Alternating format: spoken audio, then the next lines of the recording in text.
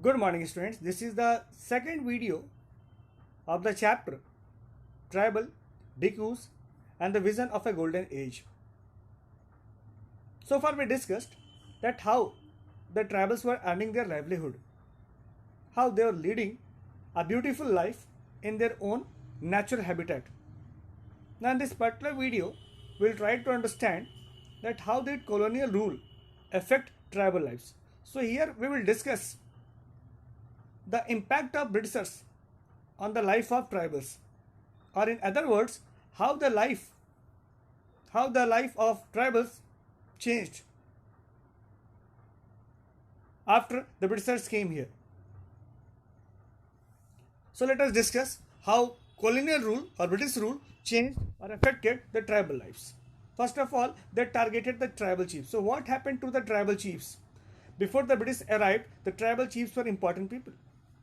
They were controlling, they were commanding the entire group. They enjoyed economic power also and had the right to administer and control their territories. Many clans were there among the tribals, and those were controlling. The tribal chiefs were controlling their specific clans. But their functions and power changed under British rule. So before the Britishers, they're independent in their decision making process. They were dependent to enjoy the economic power as well as administrative power. But when the Britishers came, their functions and power changed.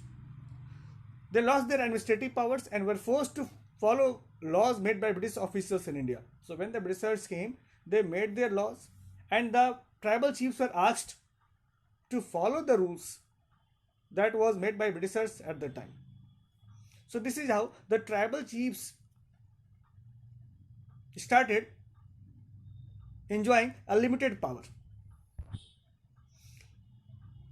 What happened to shifting cultivators? So let us discuss that what happened to the shifting cultivators, those who are performing the shifting cultivation, because we already discussed that four types of activities was going on at the time to earn their livelihood by the tribals, and one of the most important activities was the shifting cultivation.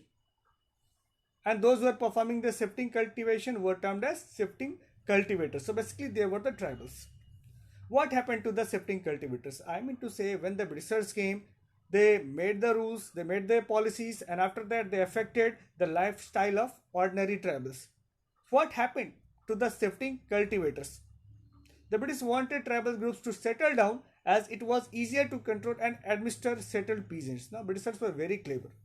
They wanted all the tribals to settle down at one area or in one area so that they can be controlled easily. That is why Britishers introduced many land settlement to get regular revenue sources for the state.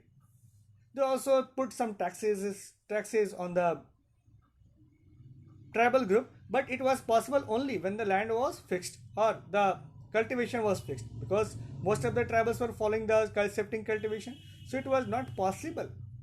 It was not possible to get the fixed revenue from the unfixed land. That is why Britishers wanted them to become the settled cultivators. Land settlement means that the Britishers could easily measure the land, they could easily define the right of each individual, and also they could fix the revenue for that land. But it was not possible when the shifting cultivation was going on or jhum cultivation was going on. So that is why Britishers wanted the tribals to become settled cultivators, facing widespread protest, but the tribals were not ready to accept this. Facing widespread protest, the British had to ultimately allow them the right to carry on shifting cultivation in some parts of the forest. But the tribals were practicing shifting cultivation from the centuries, and all of a sudden when the Britishers came, they tried to stop them. It was not possible. So that is why Britishers witnessed a great protest by the tribals on this decision. Let us discuss that how the Britishers were trying to control this, how they were asking that shifting cultivation should not be performed. Basically,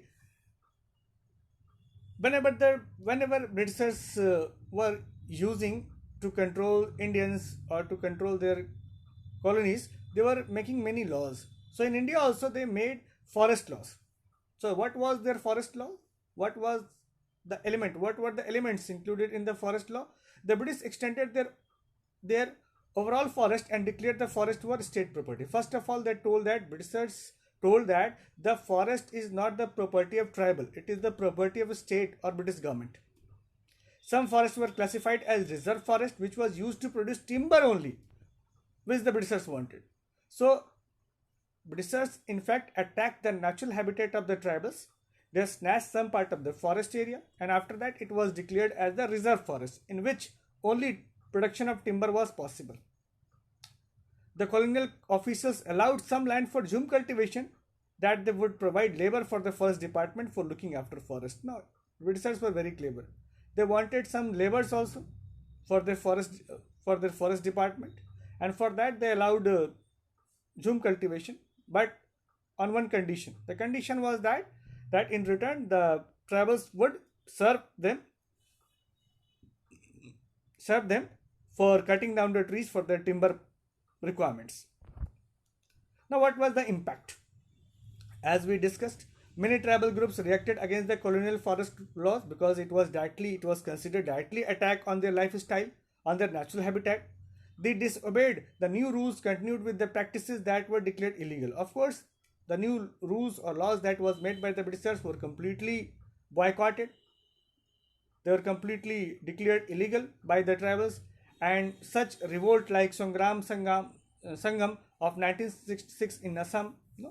Many people, for example, like moneylenders, traders for purchasing raw goods and lending money. These traders made huge profit, but only a meager amount reached the producers. We need to understand here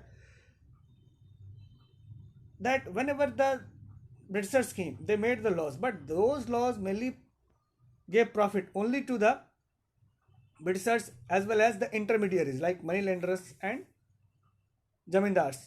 Whereas the problem still remained in the hand of tribals. The condition of people who went to town for work was also not better. So basically, when the Britishers applied forest law, most of the tribals lost their forest area. They were forced to work in the nearby areas as a laborer in the town area, and the condition of town was also not very good. So Britishers made the law that created problem not only the natural habitat, but also they snatched the livelihood of the ordinary tribals. So this is how the impact was very severe, and it created a great hatred in the mind of tribals against or towards the Britishers. So impact was very great, and impact was much deep, and it was felt completely in the tribal areas. So we need to understand here that this is how they created a different situation for the tribals. Now, the search for work. From the late 19th century, the tea plantations started coming up and mining became an important industry. When the Britishers came, first of all, they attacked the forest area. They used our forest produce as their resources. And after that, when they opened up many tea plantation areas, many mining areas, they wanted or they required some laborers also. And the tribals who were forced to leave their forest area, they were asked to work there in large number, particularly in the tea garden of or tea plantation area of Assam and the coal mines in Jharkhand. So basically, the tribals who were living very freely, who were in fact leading a very peaceful life in their forest area, they were forced to work as a laborer, as a worker in the mining area or in the tree plantation area. So this is how the Britishers attacked and they ruined the entire life of tribals. Now a closer look. Tribal groups from different parts of the country rebelled against the changes in laws. We all know that when the Britishers came, they introduced their law and they snatched their livelihood. Of course, the reaction was there. So reaction came in the form of rebellion by the Britishers. The restrictions on their practices, the new taxes had to pay, and the exploitation by traders and milliners. So we need to understand Britishers made the law that created problem from all the sides for the tribals, from the moneylender side, from the trader side, from the Britisher side, of course, and they were expelled from their own natural habitat. So we need to understand that the complete different situation was going on when the Britishers came, and of course the result was the revolt. So in the 19th and 20th century, tribal rebelled against the forest laws. Particularly, Kolaks rebelled in 1831-32, Santhal rebelled in 1855.